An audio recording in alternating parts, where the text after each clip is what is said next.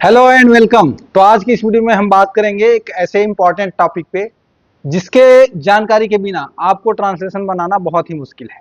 बहुत ही मुश्किल, क्या आपका ट्रांसलेशन बन ही नहीं पाएगा।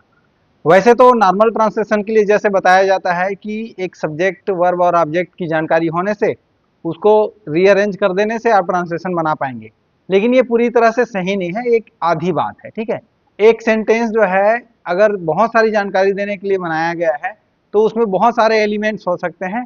ठीक है, जैसे कि सब्जेक्ट हो गया, वर्ब हो गया, ऑब्जेक्ट हो गया, एडजेक्टिव एडवर्ब हो गए, फ्रेज हो गया, क्लॉज हो गया, ऐसे बहुत सारे एलिमेंट्स एक सेंटेंस के अंदर में हो सकते हैं। अगर आपको इन सभी एलिमेंट्स के बारे में जानकारी है और उनके ट्रांसलेशन का तरीका मालूम है तब तो आप ट्रांसलेट कर पाएंगे, लेकिन अगर आपको नहीं मालूम है तो आपको दिक्कत आ सकती है। ठीक है, तो चलिए फ्रेज को समझाने के लिए एक एग्जांपल मैं आप लोगों को दे रहा हूं। एक छोटा सा सेंटेंस है, आप देखेंगे द जज डिलीवर्ड द जजमेंट। एक छोटा सेंटेंस है, इसमें एक सब्जेक्ट, एक वर्ब और एक ऑब्जेक्ट है। ठीक है, तो इसका ट्रांसलेशन बनाना बहुत ही आसान है। जैसे आपको थोड़ा सा पता है कि भाई सब्जेक्ट इसमें क्या है, जज है। ठीक है, और वर्ब क्या है, डिलीवर्ड है, और जजमेंट क्या है, ऑब्जेक्ट है। ये तीन चीज जानते हैं तो इंग्लिश में है, उसका हिंदी बनाने के लिए सब्जेक्ट ऑब्जेक्ट और वर्ब कर देंगे तो आपका ट्रांसलेशन बन जाएगा, जैसे कि यहाँ पर आप देख ही पा रहे होंगे। ठीक है, इसी प्रकार से एक एक साधारण एग्जांपल और मैं दे रहा हूं। Lawyer explain the arguments to the जज। इसमें भी आप देखेंगे तो ये भी एक साधारण सा वाक्य है। इसमें एक सब्जेक्ट, एक वर्ब और दो ऑब्जेक्ट हैं। ठीक है, एक डायरेक्ट ऑब्जेक्ट और एक इनडायरेक्ट ऑब्जेक्ट। अगर इन इतनी सी जानकारी अगर आपको है तो आप इसका भी ट्रांसलेशन बना लेंगे। लेकिन अगर आपको किसी भी चीज के बारे में बहुत सारी जानकारी देना हो, एक्स्ट्रा डिटेल्स देने हो, जैसे सब्जेक्ट के बारे में एक्स्ट्रा डिटेल्स देना हो, वर्ब के बारे में एक्स्ट्रा डिटेल्स देना हो, ऑब्जेक्ट के बारे में भी एक्स्ट्रा डिटेल्स आपको देना हो, तब आपका सेंटेंस इतना छोटा नहीं होगा। और जब एक्स्ट्रा डिटेल्स आएंगे तब आपका ट्रांसलेशन बनाना भी आसान नहीं होगा, क्योंकि एक ही सेंटेंस के अंदर में दो दो आपका वर्ब हो सकता है, ऑब्जेक्ट हो सकता है। ठीक है, तब आपको वहां पहचानना मुश्किल हो सकता है। तो चलिए देखिए, आपने अब तक जो पढ़ा है सब्जेक्ट वर्ब और ऑब्जेक्ट, ठीक है, ये स्ट्रक्चर आपका होता ही है। आप सबको पता ही होगा कि सब्जेक्ट होता है यानी कि एक कर्ता होता है एक सेंटेंस में, और एक वर्ब होता है यानी कि क्रिया होती है, और एक ऑब्जेक्ट होती है यानी कि कर्म होता है। इन दोनों में से भी एक सेंटेंस बनाने के लिए सिर्फ सब्जेक्ट और वर्ब दो ही चीज होने से भी आपका एक सेंटेंस बन जाता है। लेकिन अगर आपको उस सेंटेंस में बहुत सारी जानकारी देनी हो तब आपको सिर्फ सब्जेक्ट और वर्ब से काम नहीं चलेगा। ठीक है, एक ऑब्जेक्ट होगा तो ऑब्जेक्ट भी डालना पड़ेगा, उसके साथ ही साथ इन सब के बारे में एक्स्ट्रा डिटेल्स देने के लिए कि सब्जेक्ट कैसा है, कौन है, क्या है, ठीक है, उसके बारे में एक्स्ट्रा डिटेल्स जो भी प्रोवाइड कराना हो आपको, तब आपको जरूरत पड़ती है एक मॉडिफायर्स की। ठीक है, और आप लोगों में से शायद बहुत सारे लोगों ने सुना भी नहीं होगा कि मॉडिफायर्स होता क्या है, लेकिन ट्रांसलेशन में इसका बहुत बड़ा और इंपॉर्टेंट रोल है।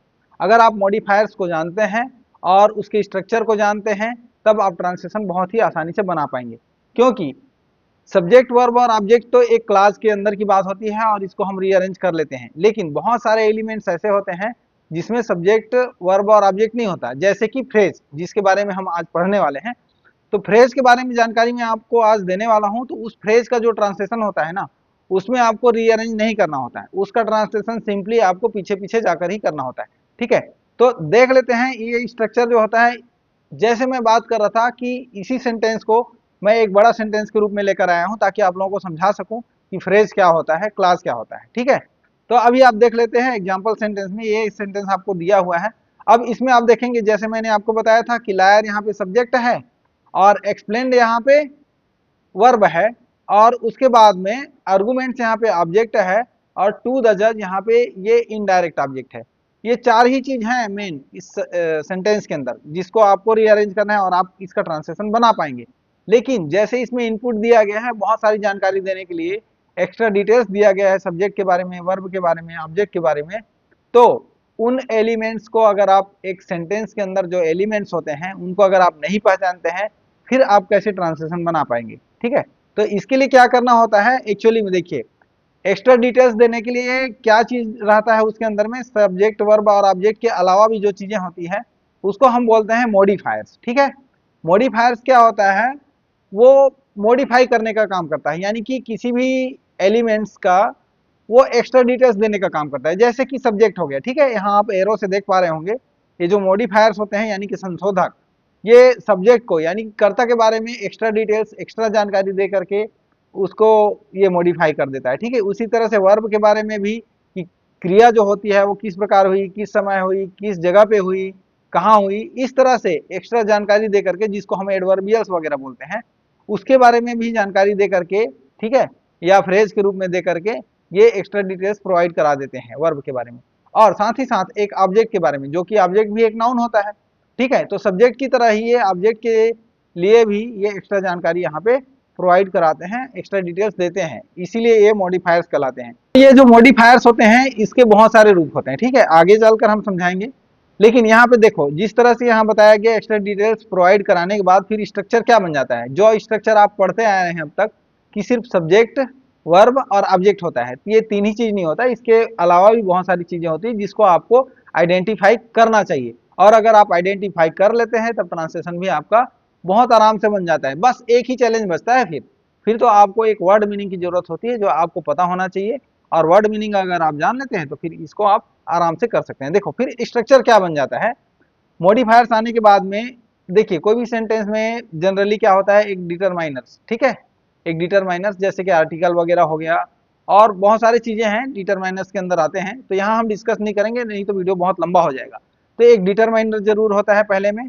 उसके बाद में सब्जेक्ट के बारे में विशेषता बताने के लिए एडजेक्टिव होता है, सबको पता ही है, और ये आपका पार्ट ऑफ स्पीच उसका हिस्सा है, ठीक है। उसके साथ ही साथ ये फ्रेज बोलते हैं, ठीक है, जिसके अभी बारे में मैं बात करने वाला हूँ, फ्रेज होता है। और ये फ्रेज होता है, ये भी एक्स्ट्रा डिटेल्स दे सकता है सब्जेक्ट के बारे में, ठीक है। और ये जो फ्रेज है ना, इसके बहुत सारे रूप होते हैं, बहुत सारे टाइप्स होते हैं, और इसकी जगह जो है फिक्स नहीं होती। फिक्स क्या होती है, फिक्स सिर्फ तीन ही चीज होती है, सब्जेक्ट, वर्ब और ऑब्जेक्ट की जगह, ठीक है। बाकी जो फ्रेज की जगह है वो कहीं भी आ सकता है। कहीं भी क्यों आ सकता है, क्योंकि इसका प्रकार ही इतना है, ये एक पार्ट ऑफ स्पीच की तरह काम करता है। तो पार्ट ऑफ स्पीच में जितने भी तरह की चीजें होती है, एडजेक्टिव, एडवर्ब, ठीक है, प्रीपोजिशन, तो उनकी तरह जब काम करता है तो वो उसका फिर पोजीशन चेंज होते रहता है, ठीक है। तो फ्रेज हो गया। उसके बाद क्लाज। क्लाज क्या होता है, एक सेंटेंस जैसा ही है, और ये सेंटेंस के अंदर ही एक्स्ट्रा डिटेल्स प्रोवाइड कराने के लिए भी एक क्लाज आ सकता है, ठीक है। उसके बाद में हेल्पिंग वर्ब आता है, और फिर एडवर्ब आता है, फिर मेन वर्ब आता है। उसके बाद में एडवर्बियल्स, यानी कि adverb of manner, adverb of place, adverb of frequency, adverb of time, adverb of reason या पर्पस, ठीक है, ये सारी चीजें आता है। इस प्रकार से फिर ये पूरा स्ट्रक्चर जो आप नीचे यहाँ पे देख पा रहे हैं, ऐसा स्ट्रक्चर फिर तैयार होता है, ठीक है। अब जैसे हम मॉडिफायर्स की बात कर रहे थे कि मॉडिफायर्स होते क्या है, तो चलिए अभी आपके सामने मॉडिफायर्स आ गया है। मॉडिफायर्स आप देखेंगे यहाँ पे इंग्लिश सेंटेंस के स्ट्रक्चर में क्या क्या चीजें होती है। डिटरमाइनर्स जैसे मैंने अभी बताया आपको, उसके साथ ही साथ एडजेक्टिव भी होता है, ये भी एक मॉडिफायर होता है, और ये किसी भी सब्जेक्ट का, ऑब्जेक्ट के बारे में एक्स्ट्रा जानकारी यानी कि विशेषता बता करके मॉडिफाई कर देते हैं उसको। उसी प्रकार से फ्रेज, जिसके बारे में हम आज यहाँ डिटेल में चर्चा करेंगे, फ्रेज होता है, ठीक है। और फिर क्लाज होता है, और एडवर्बियल्स होते हैं, ठीक है। तो इस प्रकार से आप देखेंगे तो पूरा का पूरा आपका सेंटेंस का स्ट्रक्चर जो है बनता है। ये मॉडिफाई करने का काम करते हैं, सब्जेक्ट को भी, वर्ब को भी, ऑब्जेक्ट को भी। और ये सारी चीजें, जितनी चीजें मैं बता रहा हूँ, सब के सब आकर के सेंटेंस को मॉडिफाई करते हैं। इवन यहाँ तक कि पूरे के पूरे सेंटेंस को भी मॉडिफाई करने के लिए आपका फ्रेज है वो आ सकता है, क्लाज है वो आ सकता है, ठीक है। तो चलिए इस तरह से देखिए एक सब्जेक्ट के बारे में किस तरह से ये मॉडिफाई करने के लिए आते हैं, हमने यहाँ पे एक सिंगल स्ट्रक्चर में यहाँ बता के दिखाया। और उसी प्रकार से जैसे सब्जेक्ट का होता है, ठीक उसी प्रकार से वर्ब के लिए होता है, ठीक है। वर्ब में भी आप देखेंगे तो वर्ब में क्या होता है, सब्जेक्ट से थोड़ा सा अलग होता है। सब्जेक्ट में क्या होता है, एडजेक्टिव होता है, फ्रेज होता है, क्लाज होता है, डिटरमाइनर्स होता है, ठीक है। लेकिन वर्ब में क्या होता है, एडजेक्टिव फ्रेज होता है, ठीक है, फ्रेज होता है, क्लाज होता है, हेल्पिंग वर्ब होता है, एडवर्ब होता है, वर्ब के लिए, वर्ब को मॉडिफाई करने के लिए। और ठीक सब्जेक्ट की तरह ही ऑब्जेक्ट के लिए भी होता है। आपका ऑब्जेक्ट को भी डिटरमिनर्स, एडजेक्टिव, फ्रेज और क्लाज, ये सब मिल करके उसके जानकारी को एक्स्ट्रा डिटेल्स प्रोवाइड करके उसको मॉडिफाई करते हैं, ठीक है। चलो आगे बढ़ते हैं। अब देख लेते हैं कि जिसके बारे में हम बात करने वाले हैं आज की इस वीडियो में, वो फ्रेज, जिसे हम हिंदी में वाक्यांश बोलते हैं, वो क्या होता है। वाक्यांश होता है एक्चुअली में शब्दों का ऐसा समूह जो कई शब्दों से मिलकर के बना रहता है, और वो एक सिंगल यूनिट की तरह काम करता है, ठीक है। लेकिन उसमें कोई भी उसके अंदर में कर्ता यानी कि सब्जेक्ट और क्रिया दोनों का मेल नहीं होता, ठीक है। और अगर पैसिव स्ट्रक्चर में हो तो कर्म यानी कि ऑब्जेक्ट और क्रिया इन दोनों का मेल नहीं होता, ठीक है। और ये पूरे पार्ट ऑफ स्पीच का एक सिंगल यूनिट की तरह काम करता है। जैसे आप पार्ट ऑफ स्पीच में आप सबने पढ़ा होगा, क्या होता है वहां पे, नाउन होता है, प्रोनाउन होता है, वर्ब होता है, एडजेक्टिव होता है, एडवर्ब होता है ना, कंजंक्शन होता है, इंटरजंक्शन होता है। लेकिन वो पार्ट ऑफ स्पीच के एक सिंगल यूनिट की तरह, सिंगल यूनिट में आपका प्रोनाउन नहीं आएगा, ठीक है, कंजंक्शन और इंटरजंक्शन वगैरह नहीं आएंगे। बाकी जितने भी यूनिट्स होते हैं एक पार्ट ऑफ स्पीच के अंदर में काम ये आता है, फ्रेज, ठीक है। लेकिन पार्ट ऑफ स्पीच में और फ्रेज में एक डिफरेंस है, क्या है? जो पार्ट ऑफ स्पीच है वो एक सिंगल वर्ड होता है, ठीक है, लेकिन जो फ्रेज होता है उसी सिंगल वर्ड्स के बारे में बताने के लिए जब हम एक से अधिक शब्दों का प्रयोग करते हैं, ठीक है, तब वो कहलाता है आपका फ्रेज, ठीक है। तो यहां से मुझे लग रहा है कि आप फ्रेज को यहां पर आप समझ चुके होंगे। और यह एक संशोधक होता है, जैसे मैंने बताया मॉडिफायर्स का एक हिस्सा है, सब्जेक्ट, वर्ब और ऑब्जेक्ट आदि के बारे में अतिरिक्त जानकारी देने के लिए। शब्द भेद, जैसे कि पार्ट ऑफ स्पीच के किसी भी घटक यानी एलिमेंट, जैसे कि नाउन हो गया, वर्ब हो गया, एडजेक्टिव हो गया, एडवर्ब हो गया, प्रीपोजिशन हो गया, इसकी तरह ये काम करने के लिए आता है, ठीक है। तो फ्रेज का अनुवाद उल्टा उल्टा अर्थात पीछे की तरफ किया जाता है, ठीक है। इसमें आपको सब्जेक्ट, वर्ब और ऑब्जेक्ट के हिस्से की तरह जाकर के आपको नहीं करना है, रीअरेंज नहीं करना है, आपको सीधा पीछे की तरफ आना है, उल्टा उल्टा, और ट्रांसलेशन इसका बन जाएगा, ठीक है। तो ये तरीका होता है इसका ट्रांसलेट करने का। किसी वर्ब के कर्ता के रूप में भी ये काम में आता है, किसी संज्ञा का विशेषता बताने के लिए एडजेक्टिव की तरह काम में आता है, वर्ब की विशेषता बताने के लिए एडवर्ब की तरह काम में आता है, और स्थान, समय, स्थिति बताने के लिए प्रीपोजिशन की तरह काम करता है, और ऑब्जेक्ट की तरह भी ये प्रयोग में आता है। इसीलिए फ्रेज के बारे में जानकारी होना बहुत जरूरी है अगर आपको ट्रांसलेशन सीखना है, ठीक है। तो देखो, मैंने बताया कि ये एक पार्ट ऑफ स्पीच की तरह काम करता है, तो क्यों करता है, और इसकी जगह एक ही जगह नहीं होता, इसकी जगह चेंज होती रहती है।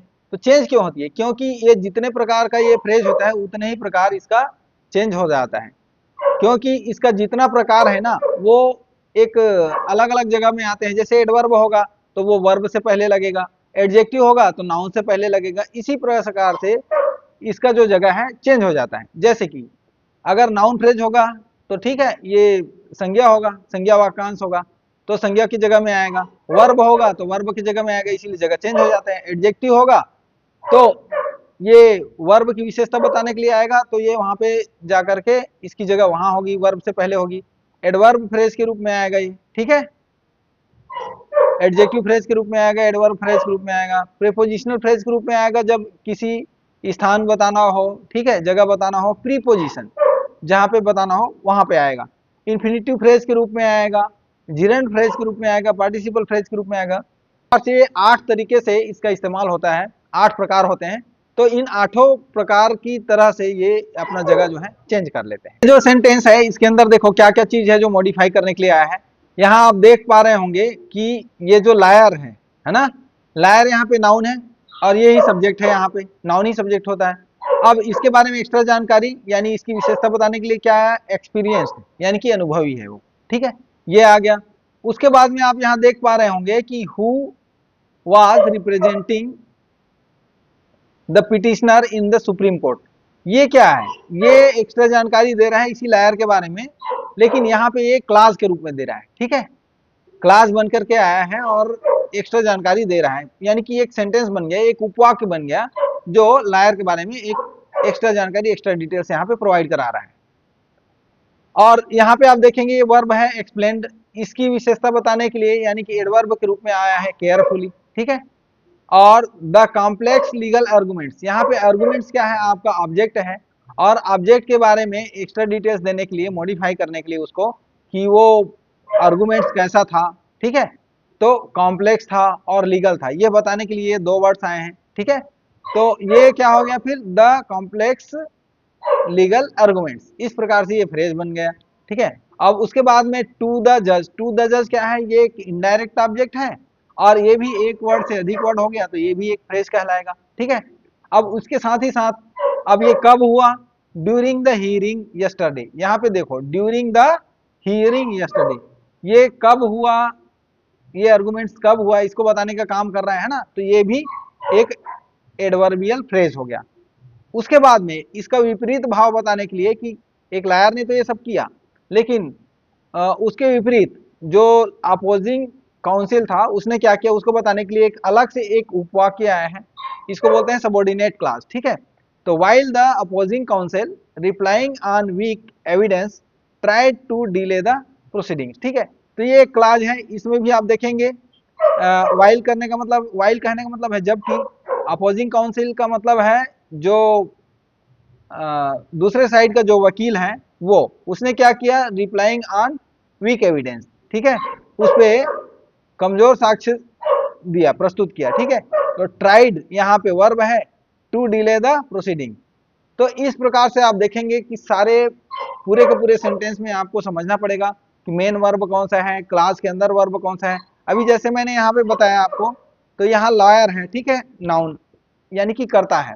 अब इसका वर्ब कौन सा है, इसका वर्ब है यहाँ पे एक्सप्लेन्ड, लेकिन इसके पहले जो who was representing the petitioner in the supreme court बोला है, इसके अंदर भी एक सब्जेक्ट और एक वर्ब है। ठीक है, अब यहाँ पे क्या है, ये रिलेटिव क्लास है जो लायर के बारे में बता रहे हैं, ये हु से जुड़ करके बना है, और ये हु ही यहाँ पे क्या है, एक सब्जेक्ट के रूप में आएगा, और वाज रिप्रेजेंटिंग क्या है, यहाँ पे वर्ब है पास्ट में कंटिन्यूअस। ठीक है, तो इस प्रकार से आपको बनाना पड़ेगा। तो जब आप ट्रांसलेशन बनाने जाएंगे तो इसको ट्रांसलेट करेंगे, उसके बाद में क्लास के अंदर फिर सब्जेक्ट वर्ब और ऑब्जेक्ट का स्ट्रक्चर आप अलग से बनाएंगे और उसको ट्रांसलेट करेंगे, उसके बाद में फिर आप आगे बढ़ करके ट्रांसलेशन बनाएंगे।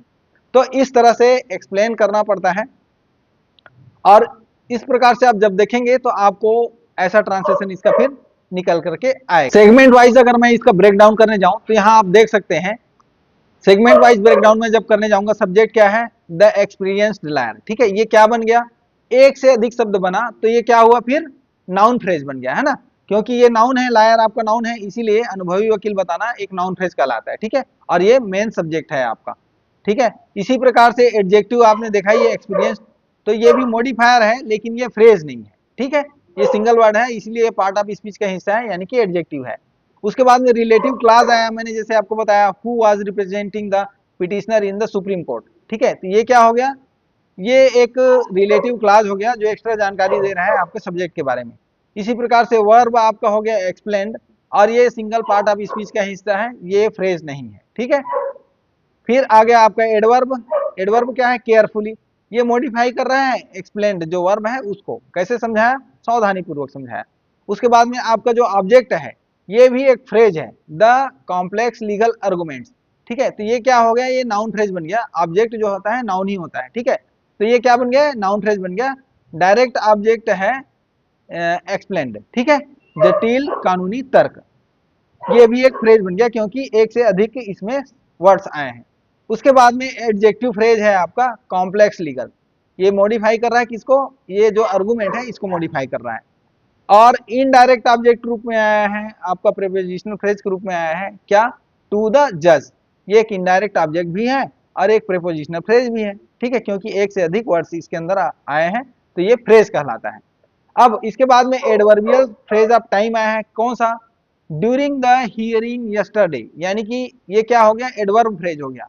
ठीक है, इसीलिए मैंने बोला था ना कि जो फ्रेज है वो अपनी जगह चेंज करता है। ठीक है, और इसका जो ट्रांसलेशन होता है उल्टा उल्टा होता है। आप देखेंगे यहाँ पे ड्यूरिंग द हियरिंग यस्टरडे, तो इसका ट्रांसलेशन आप बनाने जाएंगे, आपको कुछ नहीं दिमाग लगाना है। ठीक है, आराम से आपने क्या करना है, यस्टरडे का मतलब हो गया कल, हियरिंग का मतलब हो गया सुनवाई, और ड्यूरिंग का मतलब हो गया दौरान। ठीक है, तो कल की सुनवाई के दौरान, इसका ट्रांसलेशन ये बन गया आराम से।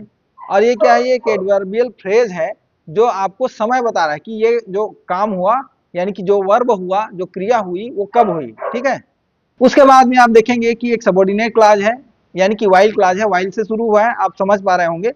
वाइल द अपोजिंग काउंसिल ऐसा करके आया है, और try to delay the proceedings, ये लास्ट यहाँ पे एंड होता है। ये एडवर्ब क्लॉज ऑफ कॉन्ट्रास्ट है इसमें।